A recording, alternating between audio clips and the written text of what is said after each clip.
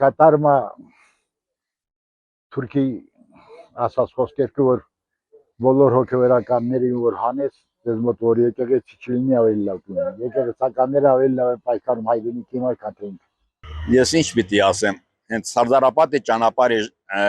ճակատամարտի ժամանակ եկեղեցի մեր վեհապարնա այն ժամանակվա ժողովուրդին համախմբվել դուրս են եկել բանի Թուրքիայի դեմ ու հաղթել են փրկվել է Հայաստանը եթե այդ հոգևորականը չլիներ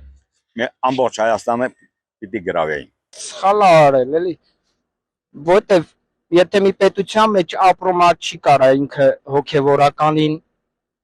ձերբակալի որտեվ մենք քրիստոնյա ազգ ենք